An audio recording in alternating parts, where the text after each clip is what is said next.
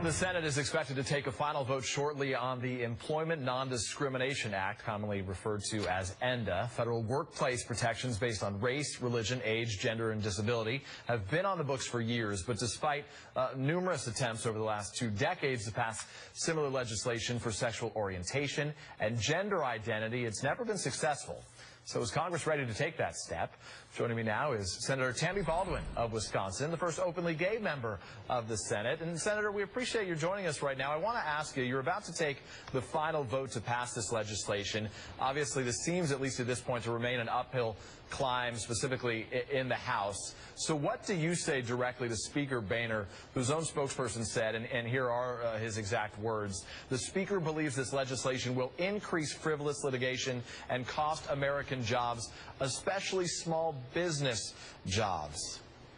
Well, what I would say to Speaker Boehner is that this is about America's core and fundamental values, freedom, fairness, and opportunity.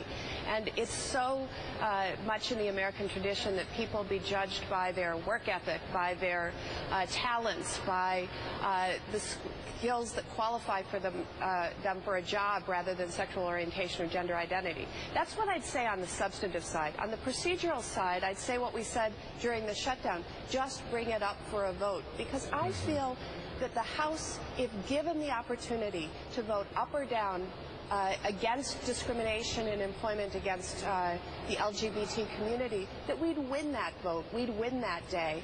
And so that's what I say to Speaker Boehner, is give it an up or down vote.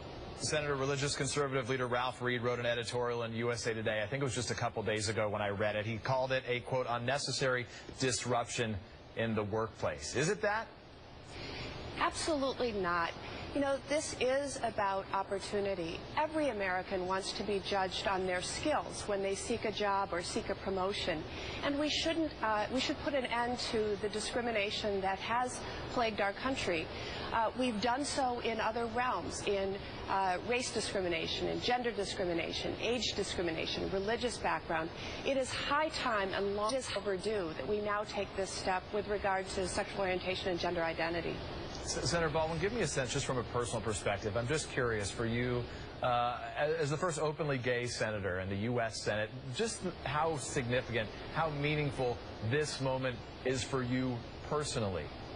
Well, it's meaningful in so many different ways, and I know we have limited time, but I know from so many about the bitterness of facing discrimination, and to see our country take the step of saying this is wrong is so important symbolically, but also to give people the tools to fight discrimination. I also know that we've gotten to this day because so many Americans have told their stories and courageously come out and helped move Congress along on this issue. It's also an area where the corporations are actually leading. Most of them have policies addressing this, most of the Fortune 500 companies. It's high time for Congress to come along too. The vote about 5 minutes away from now, scheduled for 1:45. Yes. I guess very quickly I want to just pose to you, get a sense from you why you think it has taken so long to get to this point. You say Americans are now ready for it, but what took us so long? You know, I really think it is the issue of people coming to understand what this means in the lives of their family and the lives of their co-workers. And the story has been unfolding for many years. People didn't understand that this discrimination existed years ago. Now they do.